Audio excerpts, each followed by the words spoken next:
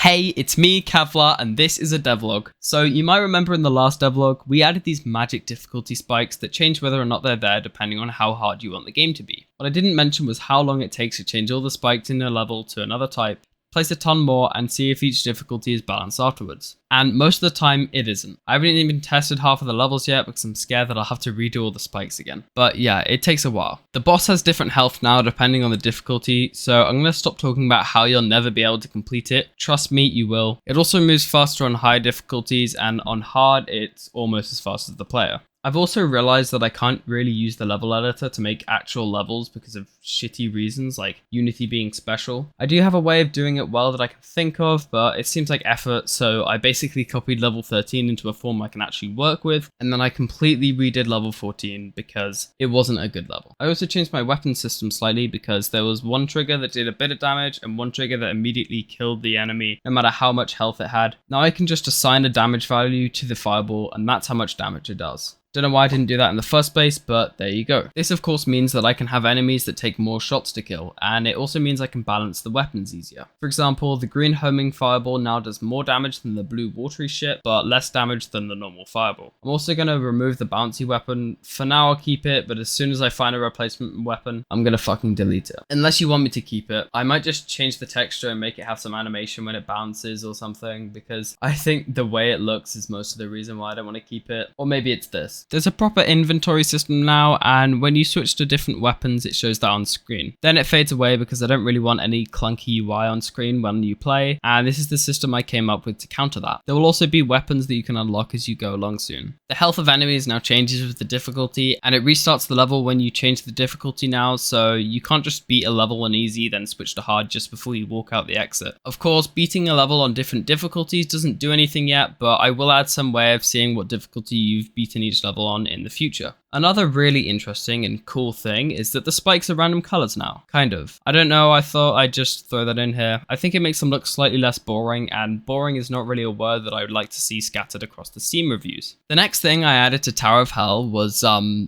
what's this? So people have been telling me a lot that Tower of Hell is the name of some dumb Roblox game. And it is, with just a few plays. As you can see here, I tried it out.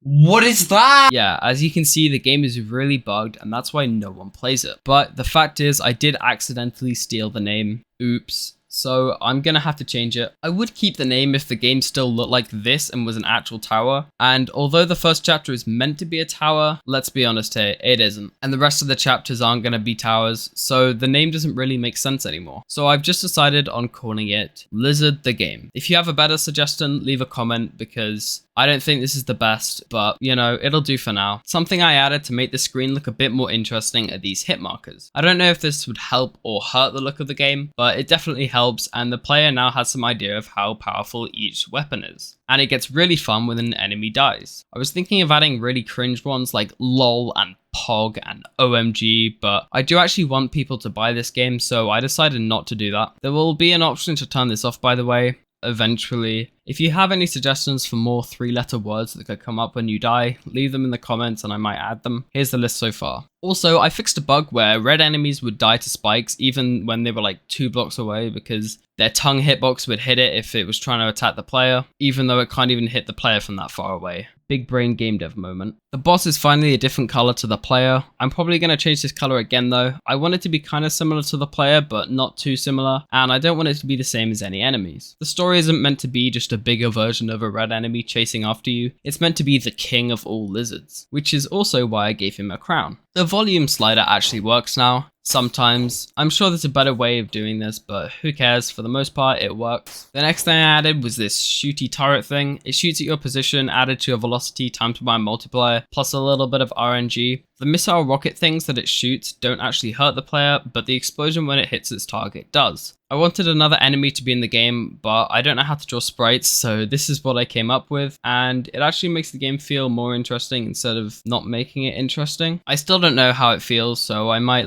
tweak it later, or remove it. My friend said that the turrets were way too difficult, so I made them less accurate on the lower 2 difficulties for people that suck. There's also critical hits now, so there's basically a really low chance of the game doubling your damage each shot, and the hit marker turns a different color when this happens. I began testing mobile controls and they work really well. Also, look at the textures on these buttons, it's perfect. It also automatically switches to mobile controls if it senses any touch input. The next thing I added was better movement. Basically, the smooth movement I had before didn't work on mobile and controller, only on keyboard. This is because Unity has a system to make input axes smoother, and it works really well, but only on keyboard. So I just made my own way of doing this that can be applied to all methods of input, such as controller joysticks and mobile controls. By the way, ignore my variable names and the fact that I use vector2.moveTowards with a float. Why did I do it? Because I'm fucking lazy and it's a good system. I mean, why can't there just be a float.moveTowards? Huh? Oh, and look, there's an exclamation mark when an enemy sees you. It's really hard to notice because the enemies are always practically off the screen when they see you, but it's fine, that's just a part of game development, you know? My friend told me that the movement was a bit slow, so I turned up the speed by just a tiny bit so the movement doesn't feel as restricting anymore. It kind of feels better,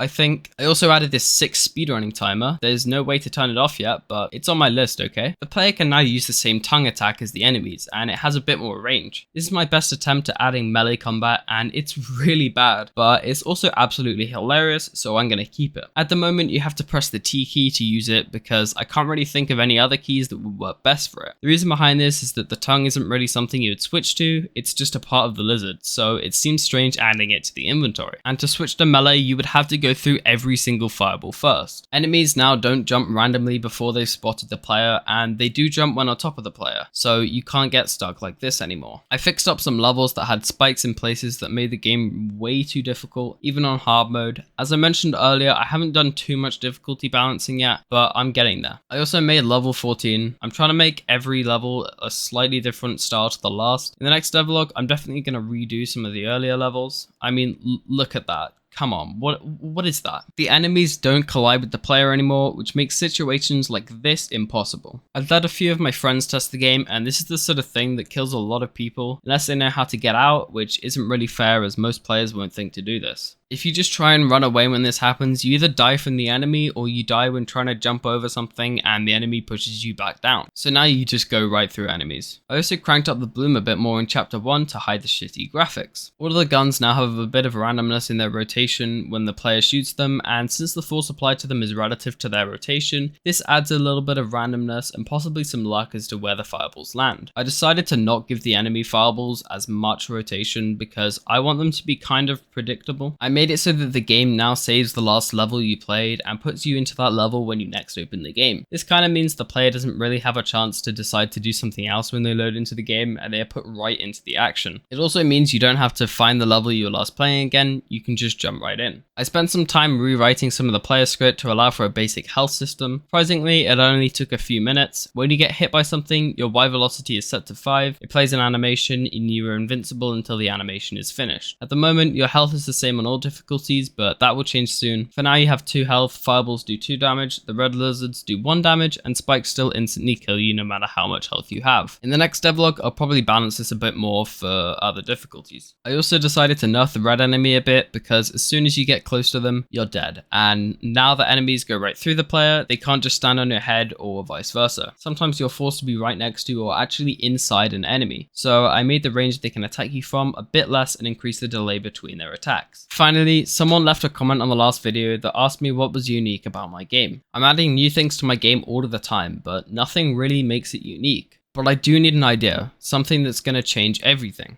And I've got an idea. The unique selling point for my game will be revealed in the next devlog. Subscribe so you don't miss that. Thanks for watching and peace.